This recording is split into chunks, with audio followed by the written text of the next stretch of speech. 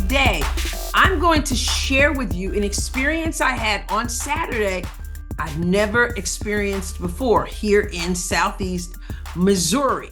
Now, this year, this presidential election cycle, Missouri decided several months ago, we found out that instead of your presidential primary, we were going to have a caucus.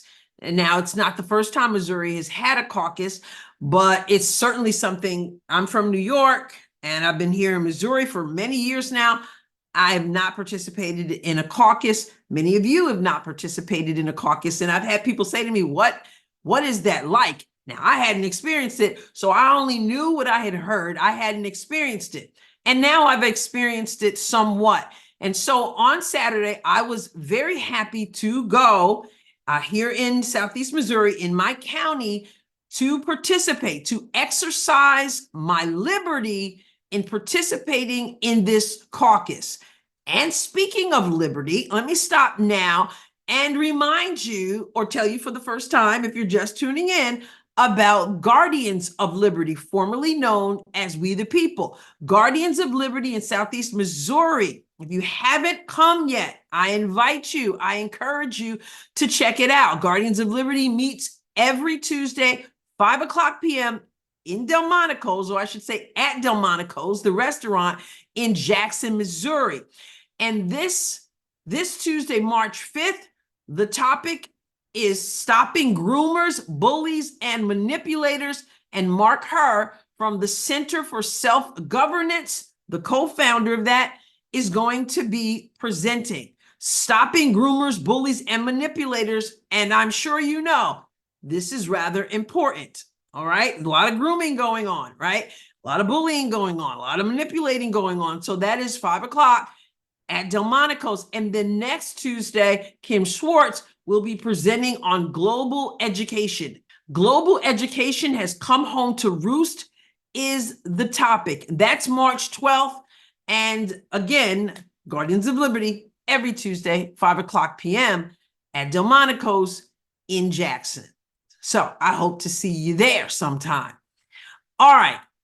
So back to exercising my liberty, participating in the caucus. Now, I didn't know a whole lot about a caucus. I mean, I've heard stories about how intense it can be, about how there will be huddles of people who are in favor of a particular candidate, and then they kind of hash it out. They give their spiel, they give their elevator speech, so to speak. They give their supportive speech to that candidate, and then other people do the same, and it can be a whole long convoluted process. I don't understand all of it, and I didn't even get to experience the full gamut of what it could be, because it was rather simple this time, at least the presidential part. There's more to the caucus, but the presidential part was rather simple, seeing as the only three possibilities were Donald Trump, Nikki Haley, and David Stuckenberg. And you might be going, who? From that last name. I know, right? So David Stuckenberg, Nikki Haley, Donald Trump. David Stuckenberg did not receive a nomination, so it came down to Donald Trump and Nikki Haley.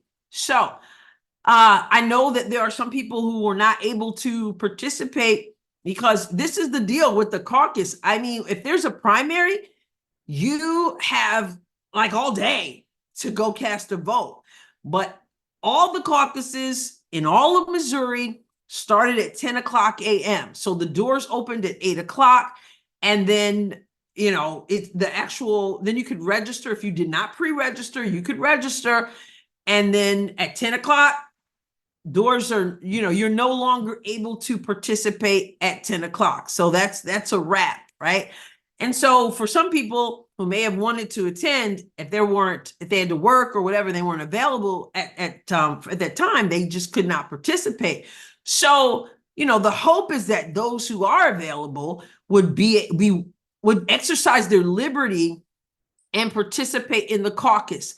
I had to move work schedule around so that I could be there, because I wanted to exercise that liberty. We are living in serious times, and I believe that I play a role in that God allows us to play a role. I shared my story. I had never voted until I was 34 years old. I couldn't stand politics, didn't follow much, didn't know too much. Although in my family, I think with my family, they voted. I mean, of course, then maybe it's different now, but then they never really discussed who they voted for. They would, no, that's my business, but I knew my family, I knew they were Democrats, and we went to vote and stuff like that. But as for me, I just simply did not have an interest in that. But God did something in my heart. And so it was a surprise to me. I wasn't expecting it, but he began to stir many years ago. And I cast my first vote ever in 2004 in that presidential election and have been voting ever since. So I wanted to also participate in this caucus and see what it was like, yes, but also to do my due diligence and to let my voice be heard. Because there's no primary, that's the only opportunity to let your voice be heard as a primary, although it's a caucus. And in New York, I was a registered Republican because I could have been an independent, I suppose, because I always say it. You hear me say it a lot. If you pay attention to the show, you hear me say both parties are a hot mess. And I truly believe that. Could not be a Democrat. And, the Republicans don't always abide by their platform either. Like I said, both parties are a hot mess, right? As a party, and not every individual is a hot mess, understand?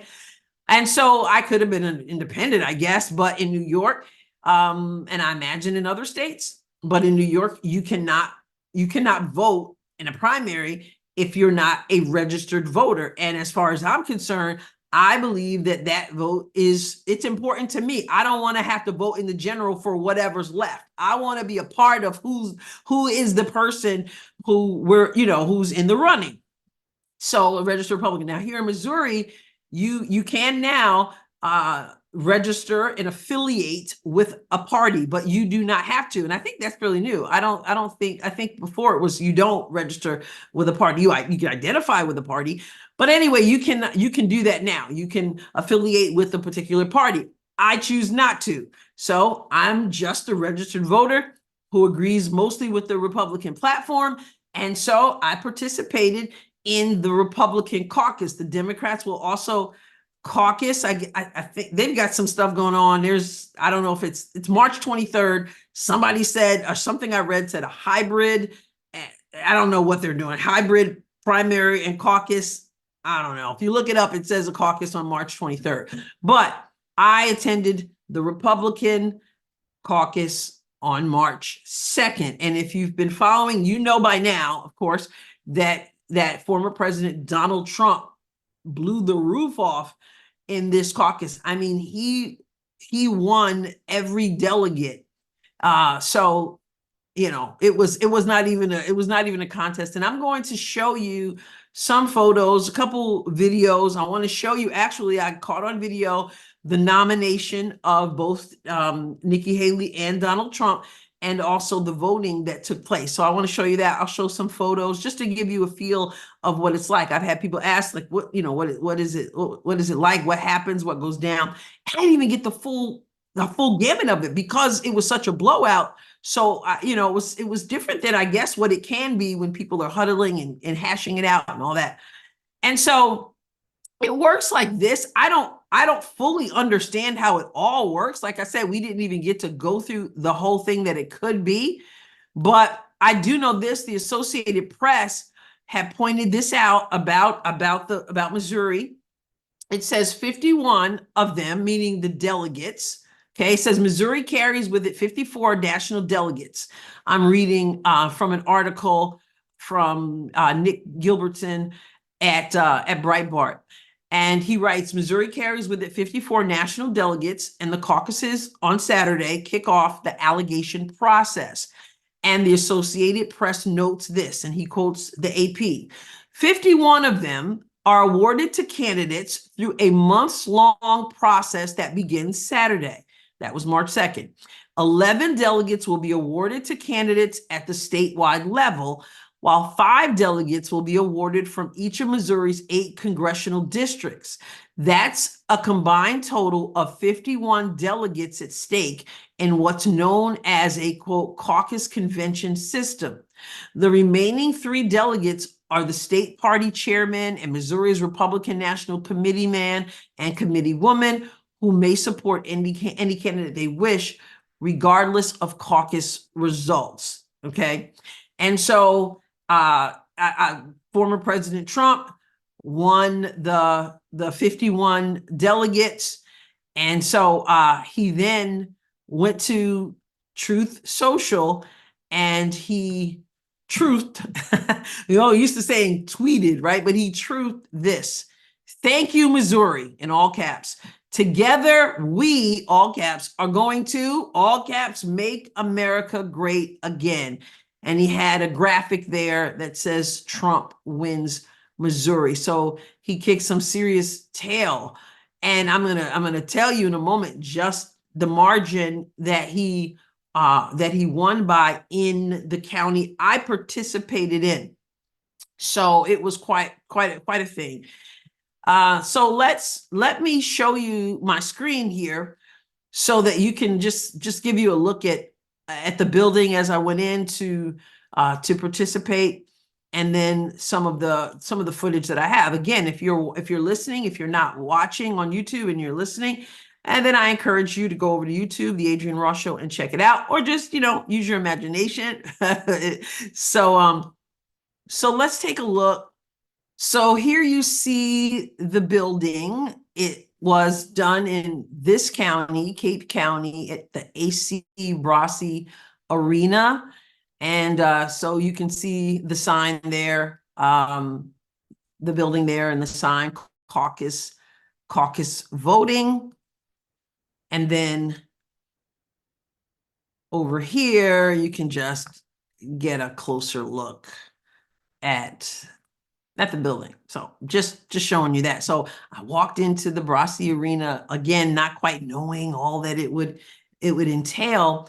And then I got to see, it was sort of buzzing. It was actually quite an atmosphere. I got there pretty early, but it was quite an atmosphere there that I really appreciated. And I just I liked it. A lot of people, when I first walked in there, people were wearing red. And so I happened to be wearing a We the People shirt and didn't even plan the red part, but it makes sense. Obviously it's a Republican event. And so there's that. So let's take another look here and just show you some of what it looked like here. So here I am with some of the Republican Central Committee members. This is Dr. Dave there in the middle in the New York flag, in the American flag. Oh my goodness, in the American flag shirt. And then that's Dr. Dave Clark, and then Dr. Thomas Jaster. He's not a doctor. He'll get a kick out of that slip up. But these and 2 friends of mine. And so there they are. Let's just look at the crowd. Well, here's some of the crowd. So you see that it is a buzz with people, and you get to see the transition from, when it's first starting, and then when people begin to come in, and, more people begin to come in. And also, let me show you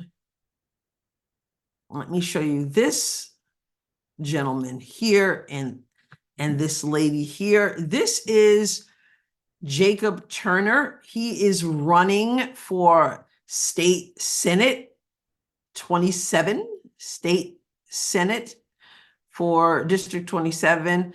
And he is a true conservative. He comes to the Guardians of Liberty meeting. He's very accessible.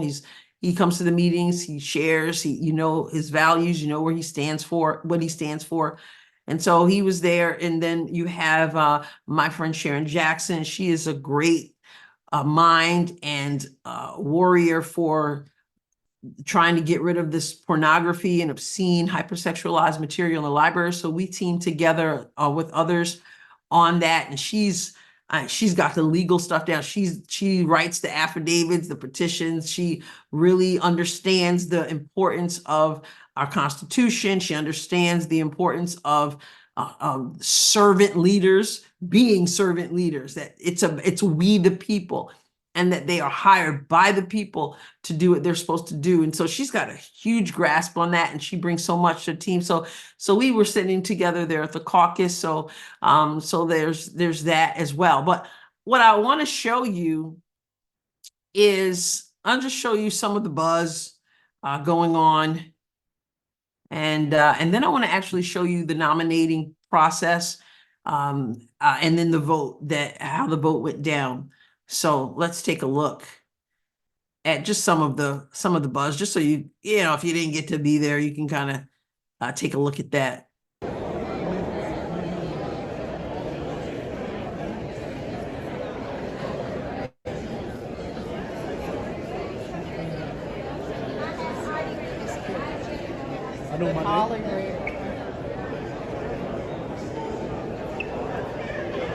And this is early on as people are gathering and people are registering if they did not pre-register. So you have that. And I'll show you a little bit more.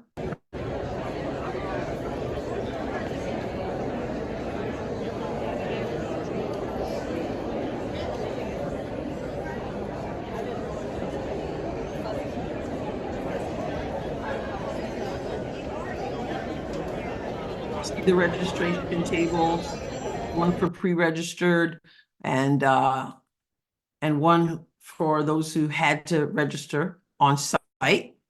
All right, let's look at another. See if I can get a good look. See many familiar faces.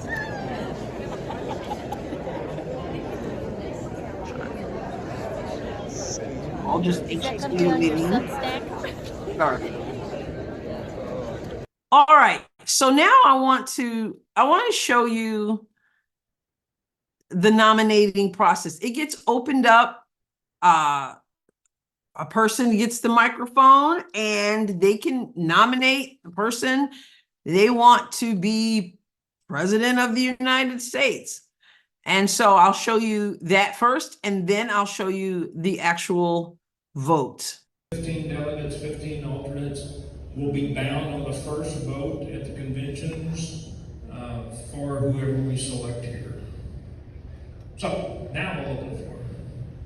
Hand her the mic.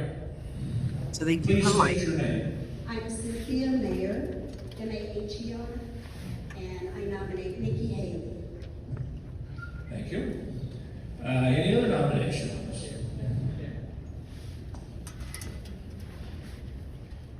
My name is Will Perry, and I nominate Donald J. Trump.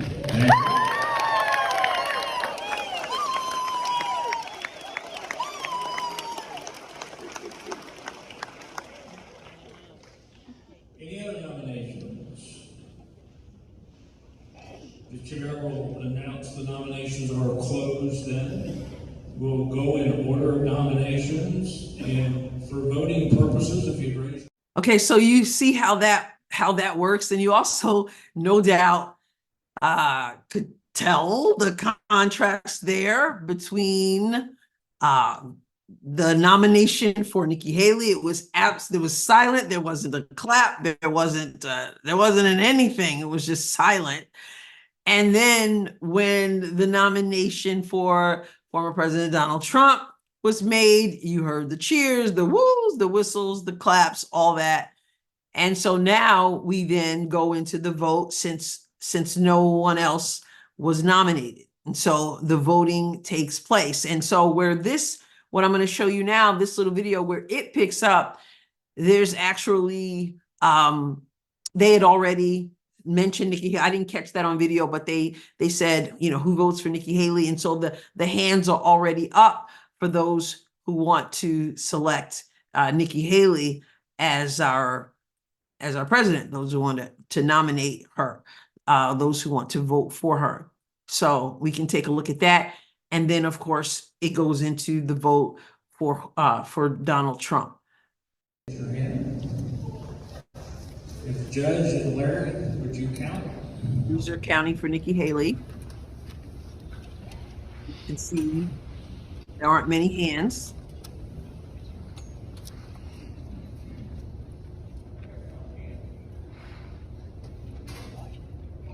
Hold them up high. Hold them up high, he said. 10. 10 for Nikki Haley. All those in favor for Donald Trump? Here's the Trump vote. 10 minus 250. There you go. 248. Because Nikki Haley failed to get 15% of the delegates, there'll be no delegates allocated. You're welcome to that. There's the applause again. So there were 258 people in attendance at this county caucus. It's in the various counties. This was Cape Girardeau County, and there were 258 present. Nikki Haley only got 10 votes, and so there was no point in counting. Everyone else's hands went up for Donald J. Trump with 248. And so she didn't, you notice that he said at the end, she didn't get 15%. So if she had gotten 15%, then the delegates would be proportioned. And I don't know exactly how that works. And we didn't get there, so I didn't find out. And so since she didn't get 15%, they're not proportioned. He receives all of the delegates there. And so that's how that works. And I can actually show you here how it all went down. Let me show you how it all washed out, which is, it's quite a statement. So look at this graphic. So you see from this graphic, I already explained to you from AP's explanation of how the delegates work.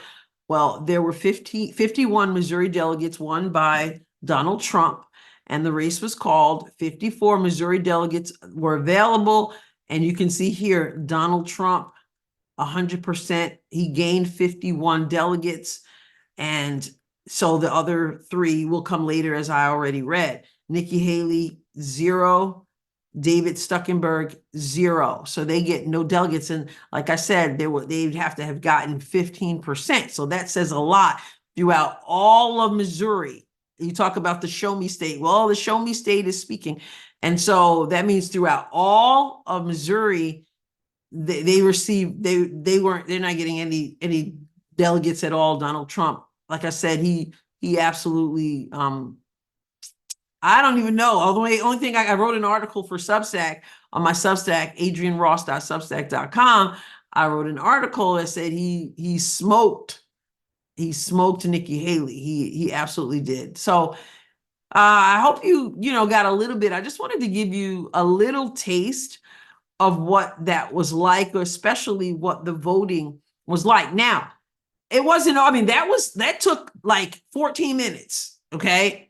From the time we started, which of course, they say they're hello, they say where the bathroom is and all that. And so it was less than 14 minutes because I took the video of the vote at 10:14. Okay. And so that part was over. However long that took, it was, within maybe 10 minutes by the time they finished explaining, okay, this is where the bathroom is, this is that. And then we got started, but we were done by 10:14. But we didn't end until noon. And that's because there's more to a caucus than that. Then we went into the amendments, the motions for amendments to the party platform, the Missouri party platform. And that was quite an experience. And I really appreciated that. It was lengthy, but it was quite a process because you had to have it in writing, and you had to spell out what your amendment was, what your motion was. And that ended up having a lot of conversation. There were people who, before you vote on it, other people may have disagreed, and so they spoke up, or they may have wanted to tweak the language a little bit, so they spoke up, and then you had the whole process, and then you voted, and so that was interesting. And what was interesting about that, mostly to me, was were the topics.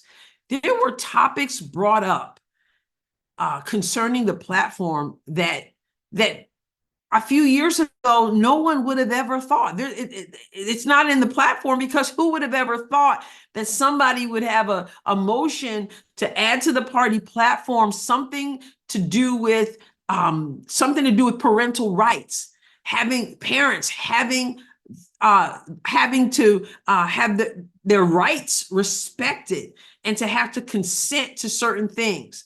And, who would have thought that you would be talking about identifying the chromosomes involved in what is a woman and what is a man, what is a girl and what is a boy.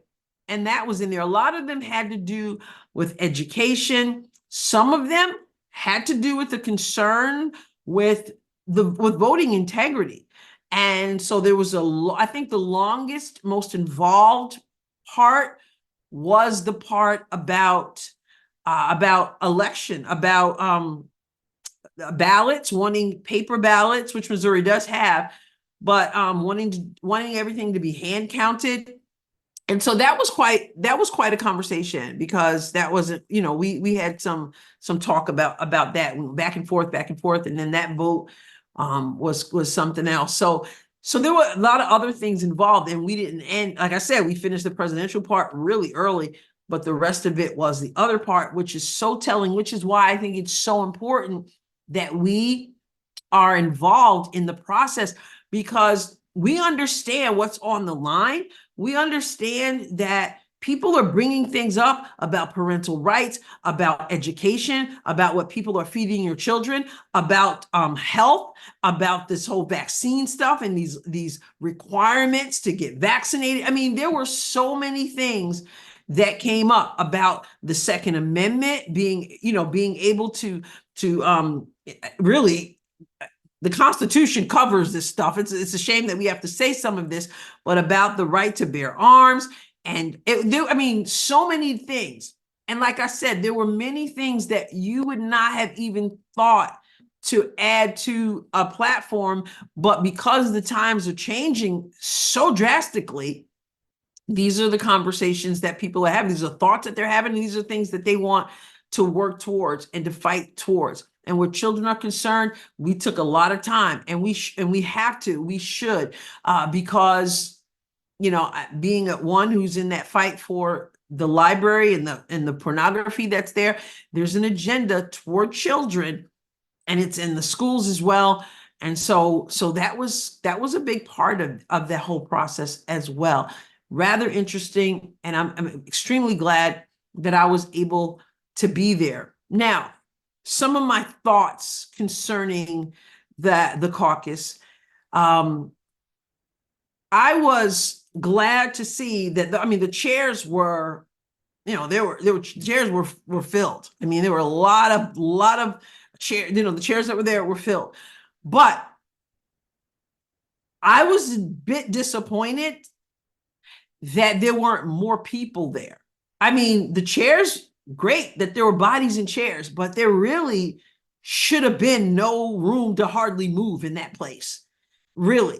And I know it's different.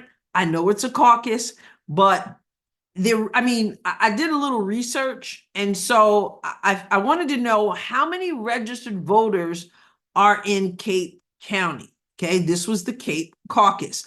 How many registered voters? Now, this was information from 2022, but the number that I received, okay, from sos.mo.gov, all right, it said that there were 54,797 registered voters in Cape Girardeau County alone. Now, obviously, not all of those people would be at the Republican caucus, because not all of them identify as Republicans. But there are a whole lot of Republicans in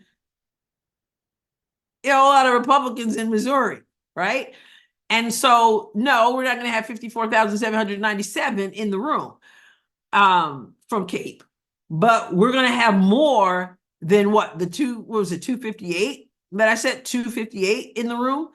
And so it absolutely blows my mind. And again, this is from someone I said I never voted until I was 34 years old. So I guess I get it. And I know it wasn't the typical primary. And I understand that some people probably could not make it. But I'm disheartened by, and I don't like to say disheartened because it's not like I'm crushed, but but I don't like the fact that there weren't more people there. And I wrote about on my Substack ahead of time. I wrote an article called Calling All Voters, Especially Christians, and encouraging them to come to the caucus. And I know that I may take some heat for what I'm about to say, but I mean it when I say it. And that is that we've got, especially as Christians, we see what's going on and we see the agenda of the enemy. And we've been given an opportunity to be a part of the process. And I believe that we should do everything we can to be a part of that process. And hopefully no one's offended by what I'm saying, but I'm not going to retract what I'm saying because I mean it. I absolutely believe that it's important. Like I said, after we got through the presidential part, I mean, that's important enough. But after we got through that, you get to hear the things that people are putting forth. Why? Because there's a lot of mess going on. And no, let me make it clear. No, I do not believe that we are the answer. I do not believe that a politician is the answer. I'm on record as saying that. Not that I should have to say that. No, a politician is not the answer. Both parties can be a hot mess. Jesus is the answer. But I've heard over and over and over again that there is a responsibility to do our part, to do our due diligence, to try to take a stand for what is righteous and what is right, what's going to get us closer. I mean, like, people are fallible and people are flawed, but where can we find the most opportunity to move forward in the direction that we want to go in? So no, I don't need someone to tell me that I know that we're not the answer. Jesus is the answer. I already know that, and it's the truth, and I say amen to that. But I also know that no, politicians aren't the answer, but I believe the church who is being led by the Spirit, we are part of the answer. We're not all of it, but we are part of it. And that's why scripture even talks about if my people. So in other words, if you do your part, here's what I say. I say this, you do your part and then leave the results to God. You do your part and leave the results to God. And we can't forget the first part. You do your part. Scripture after scripture after scripture lets us know that taking a stand, that being involved makes a difference. When the righteous rule, the people rejoice. We've got scriptures even. We've got scriptures that will talk about, and then came up a leader who knew not the Lord. And then we can see what went down when those leaders led. Okay. When we allow policies to come in, when we don't do our part. Once again, we need God to move. But there are times when we say it over and over again, when God is calling on us to do our part. And we can see, even in the Word of God, when the people didn't do their part, what can take place. So if it means being inconvenienced, then be inconvenienced, right? To cast that vote, to take that stand, even in a caucus, right? In the caucus, in the local elections, all those things. As much as we possibly can, we ought to be encouraging people, particularly people of faith, to be involved. I've heard over and over again how many Christians don't engage, and that's concerning. And so it's got to be, it either is important or it's not. And that's the bottom line. Either it's important or it's not. And if it's not, then let's just say it's not. and then we can just move on, you know. But if it is important, then we ought to be encouraging people. And so I use what platform I have. I'll use my Substack. I'll use my voice, and I'll say, you know what? We know God is God. We need God to move, but God also moves through people. And so let me do my part and encourage other people to do the same. So I found this article from CBN, and it's old. It's from 2019. And the title of the article is 15 million Christians aren't registered to vote. Churches across the US participating in voter registration Sunday. So that was 2019. And the article says hundreds of churches are expected to participate in a voter registration Sunday, the first ever event of its kind this weekend. And it says the goal is to get Christians across America more engaged in the political process. Check this out. 90 million Christians in America are eligible to vote, but as many as 40 million fail to vote in presidential election cycles. So 90 million Christians are eligible to vote. This is from 2019, but as many as 40 million fail to vote in presidential election cycles. And 15 million are not even registered to vote, according to the My Faith Votes website. And so the article goes on to say, some people say churches should stay out of politics, but Jason Yates, CEO of My Faith Votes, says Christians should be involved in the political process. And he goes on about that. And so, listen, I am not, I don't want to like just be pointing my finger. That's not my point. My point is that we ought to do everything we can to encourage people to get out and participate. Should the churches get up there from the pulpit and say you need to vote for this particular person or this particular party? Absolutely not. What I've always heard is that, here's some information. This is what this candidate stands for. This is what this party generally, stands for. And so let's do our due diligence to know what's going on. And then encourage people, this is where you need to be. Yeah, you need to be at that caucus. You need, if you identify as a Republican. Now, if you don't, then you should be going to the other one. I mean, just encouraging people to know what's going on, and not say, well, the church doesn't get involved in that. What? Since when? I mean, this is part of who we are. This is part of the kingdom. And that's how I see being at that caucus, not that that's the church, not that that's God. I shouldn't have to say it, but I will. But I see that as kingdom work, because we have been given a place to legislate on the earth. And what we do matters. We do our part and we leave the results to God. So when I see numbers like 55,000 people, let's just say half of them are Republicans, identify as Republicans. Might be more. I don't know. Don't know that. But let's just say that. And there were, in Cape County, I'm talking about in Cape County alone, and 258. I appreciate the 258. And if you weren't able to make it, you weren't able to make it. I'm like, but I'm saying, why is it not a priority, that only 258 people show up? I'd say half of 55,000, whatever. So I'm just sharing. Number one, I wanted to share some of the experience of it with you. But I also wanted to share my heart about that, about how important it is that we are engaged. And especially now's not the time to all of a sudden decide that this is not important. Now is the time where we have to take a stand. And it'll look different for different people. There are some people who are going to run for school boards. There are some people who are going to run for city council. There are some people who are going to run for library boards. There are some people who are going to run for president, right? And there are some people who are going to just vote for these people and support them. And so I want to be one of those people. And so I was honored to be, like I said, never had an experience of a caucus, and still don't fully understand it all, because I didn't get we didn't get the full thing where they're battling it out in their little huddles and different things like that. But we did get to make the nomination, and we did get to vote, as I allowed you to see. And then, of course, Donald Trump won Missouri.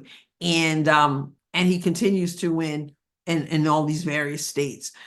Super Tuesday is here, and so we'll get to see how that works as well. That should be rather telling. What will Nikki Haley do? Is she continuing? Is she going to just continue? She lost some donors, Koch brothers, but there's talk that she's considering running third party, that either way, she's all in. She has said now that she does not feel the obligation to support Donald Trump if he is the nominee. So will she be third party? I don't know, but we'll see. So anyway, that's what a little bit of what a caucus is and what a caucus looks like. And so, so there you have it. So I hope you got something out of that. And I also want to thank you for if you were with me and following with me through February, through Black History Month. And not only did I get to address some things on my show, but I was really honored to be able to be a part of Bold and Beautiful with Kia Cordeaux, her show, and then also with African American conservatives and their show. And so, yeah, I want to just address this and say, no one thinks that Black history should only be celebrated in February. No one's saying that, but I also believe we can walk and chew gum at the same time. I believe that we can enjoy American history, which has to do with all people in America. And we can also have a special celebration. No different than as a Christian, I'm celebrating Christ all year long, every day, but then Christmas is special, or birthday. I don't wait till the once a year to celebrate someone, but I can celebrate them all year and also do a special celebration. So all this stuff, all this talk about, well, now it's Women's History Month, and well, why do we have to do that? I mean, some people just live to just complain. And it just seems, unfortunately, that Republicans are doing that more and more, just complaining and just saying, we don't need to divide. We don't need to divide. Well, the only reason why Black History Month is dividing you is because you got a problem. If you have a problem with it, you're going to feel like it's divisive. If you don't, then you look at it like, oh, well, cool. I get to participate in that. I get to learn something. I get to, dig in more, whether it's women, whether it's Holocaust awareness, whether it's Black history, whatever it is. We don't have to make everything about division. We are many. God made us many. We are one, but we are many. Let's stop pretending that we're not and making a big deal out of things that don't have to be a big problem. What can we just do that? Can we all just get along? But anyway, so just wanted to say that. And so I am done with this episode of the Adrienne Ross Show, except I want you to hang tight for these messages, and then I'll wrap up. Listen, if you've ever owned a car, you know that a car has to be maintained, and every once in a while, it needs a little extra something. And when that happens, you want to be able to take it to someone you trust. DL Transmissions offers a free transmission inspection, just like the owner Daryl's dad, Ben LeGrand, did back in 1953. Now, Daryl is proud to continue his father's tradition by offering his honest, expert knowledge at, I said it, no charge. DL Transmissions continues to be a heartland tradition for quality transmission repair you can depend on. Pick up the phone and call them at 573-334-8726. Are you still tied to Google and Safari? Have you not yet tried the Luxel search engine? You got to give it a try. Why? Because among other things, you get uncensored results, you get an unbiased search engine, and you even get to filter your options based on your political preferences. A lot of people I know are gravitating to Luxel. You need to check it out also. That's LUXXLE.com. Well, all right. So thank you for tuning in. And I want you to go to the BMG Network and check out the other podcasters there. That is thebmgnetwork.com. All right. We are engaging, enlightening, informative, and even entertaining. And also, I want you to go to my Substack, AdrienneRoss.substack.com. I've been on for just a little over a year, just celebrated 1 year anniversary on Substack. And so make sure you check that out, AdrienneRoss.substack.com. Go to YouTube. Make sure you subscribe at YouTube as well as Substack, as well as the podcast platforms. The Adrienne Ross Show. I appreciate your support. Leave a rating and a review on those platforms, please, and tell your friend. I'll catch you next time, God willing. God bless you abundantly.